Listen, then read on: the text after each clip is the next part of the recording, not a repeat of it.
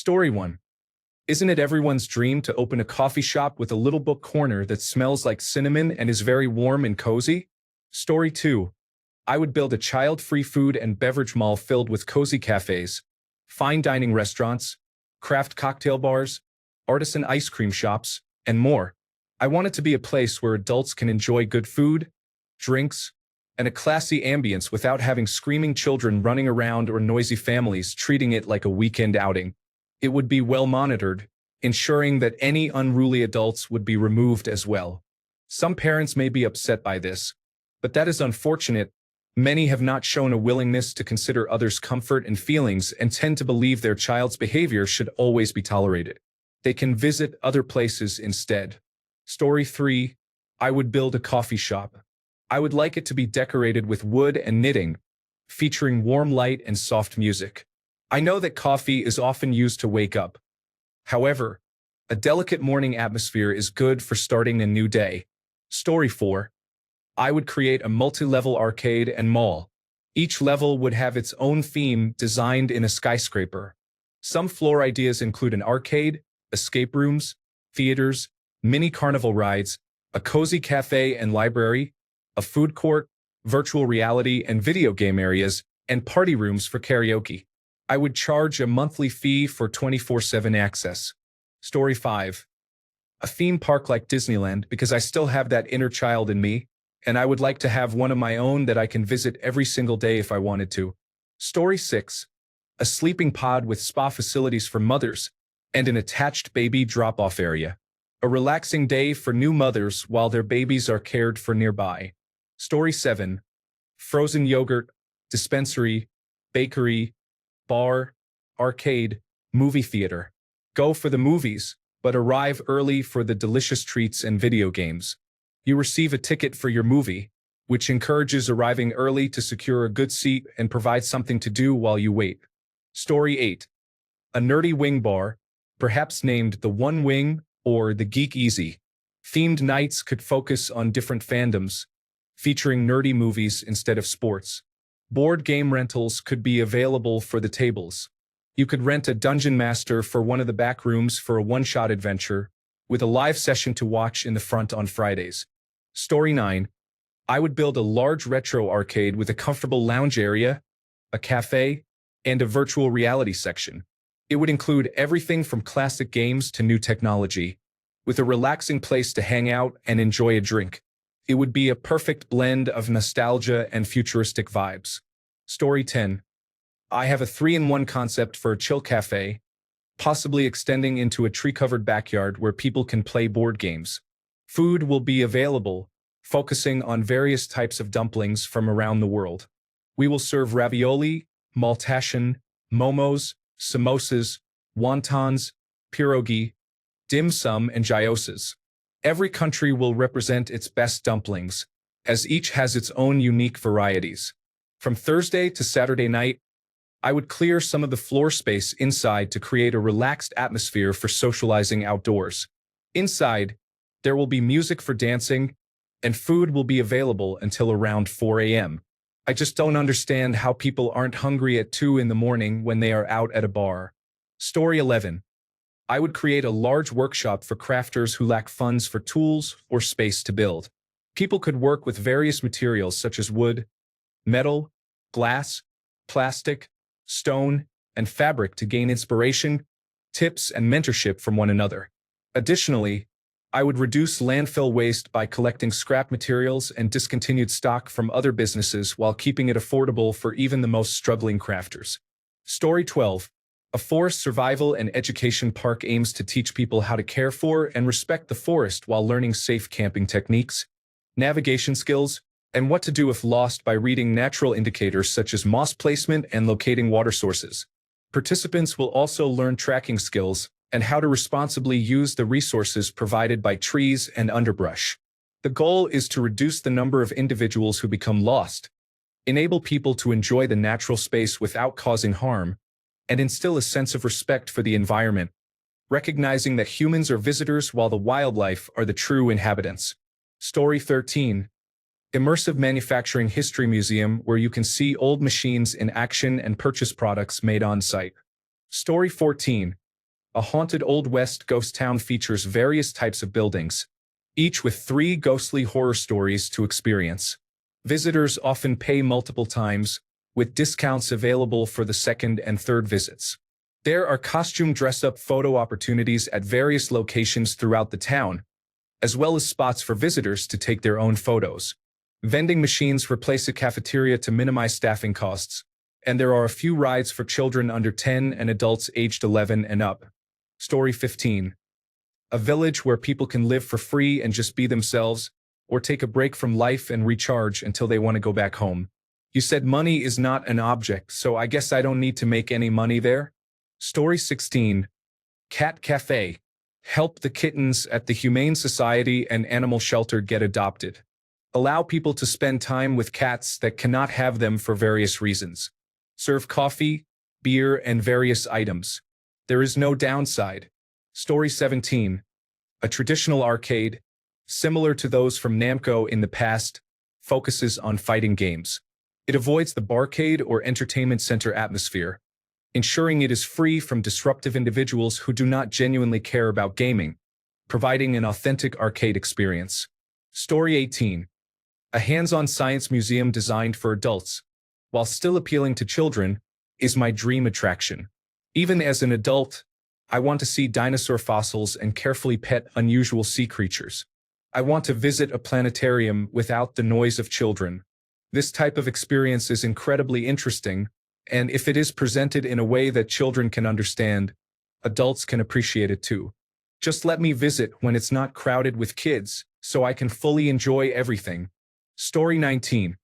An art gallery focusing on daring and interesting exhibitions that frequently change. In my opinion, the problem with many current galleries is that they are quite tame. I believe people want to be shocked and offended a bit every now and then. Hence, the emphasis on daring. Story 20. A mall constructed out of solid gold, filled with arcades and coffee shops, made of stacked $100 bills, also included prostitutes. Story 21. A Renaissance fair with functional inns and themes. There is a hedonistic Roman section, a Hobbit fantasy section, a hardcore realistic no-electricity live-action role-playing section, a glamorous honeymoon castle tower, and a general section for all the anime enthusiasts and stoners to stay. Story 22. Oh, don't get me started. I'd like to create immersive theater on a grand scale. Imagine starting with a small group of people and an assignment, then exploring multiple levels of a vast facility, interacting with actors, discovering clues, and evading monsters while experiencing a story that changes every time you visit. Of course, setting this up and running it would be incredibly challenging and exhausting, but the idea is wonderful. Alternatively, I have always wanted to open a bar where I can sell the mead I brew and provide an open stage for new musicians. Story 23.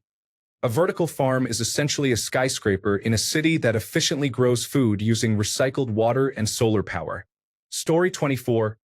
A large Minecraft theme park where the interior playground is larger than a football stadium, and all of it is made up of blocks that children aged 5 and older can pick up and move around. Story 25. I want to build a hotel on a train. It will run on a private track around a large piece of land. Spending a few days on a comfortable train with good food while enjoying the scenery sounds lovely. Story 26. I would build a multi-level bar with different themes on each level. Some floor ideas include calm, hard partying, old, young, dating, karaoke, and smoking, and each floor would be soundproof. The bar would include a floor accessible for teens under 21, but there would be a limit on how much alcohol they could purchase. Story 27. The largest paperclip in the world is located in the Oklahoma Panhandle. Story 28. I am building a wine bar, coffee shop, and sandwich place that is also a bookstore. Only quiet, relaxing music is allowed. You can come in, get a nice baguette, a small glass of wine, and read your book on a comfortable sofa or chair for a few hours. It's like a cozy French cafe. Story 29. Truly clean water facilities around the world that are able to filter and eliminate microplastics and other contaminants. Story 30. A women's health clinic and abortion clinic offering free medical care and free accommodations for individuals during their procedures. I would establish it in a blue state on the border with a red state. Story 31. An RPG tavern with servers dressed as elves. An orc attacks every night, and a mysterious cloaked figure in the corner tells stories and offers quests. Story 32.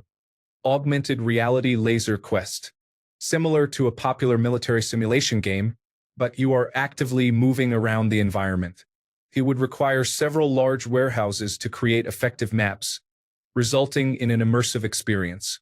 The laser could adjust its pulse rate based on the weapon you are using, and haptic feedback in the suits equipped with sensors could simulate the location and intensity of hits. Disclaimer: we accept no responsibility for post-traumatic stress disorder.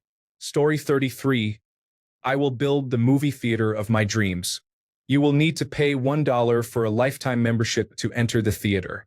It will have 3 screens, but they will be the biggest IMAX screens possible, featuring the latest in audio and video projection technology.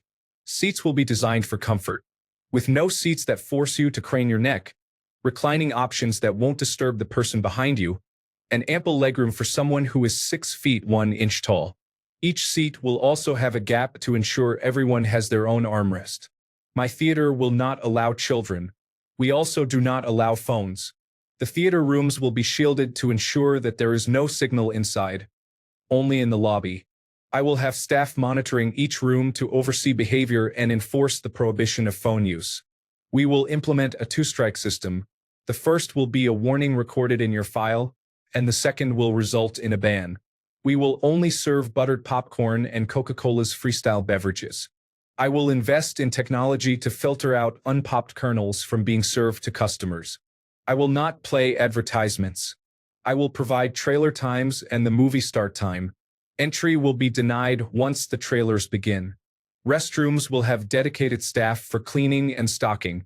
In short, this is my establishment, and I am offering others the privilege to share in the love of movies. I do not want your money if you intend to doom scroll and converse with your friends. Story 34. A 10-mile square radius ball pit that is 8 feet deep. No matter where you go, and every hour all of the ball pits are slowly replaced with stress balls. Once someone asks, why are there so many stress balls? The entire pit empties itself, and the cycle repeats until anyone who thinks there are stress balls starts going insane. Soon, conspiracy theories arise claiming the stress balls are a form of symbolism, and people complain that they ruin their shirts on them. But every time someone approaches you to ask about the stress balls, you act confused, asking, why would I put stress balls? It's already a really big and deep pool. Gradually, everyone stops questioning the stress balls and develops conspiracy theories about how they came from aliens. Until one day, you organize a giveaway for the ball pit, making it exclusive to one person.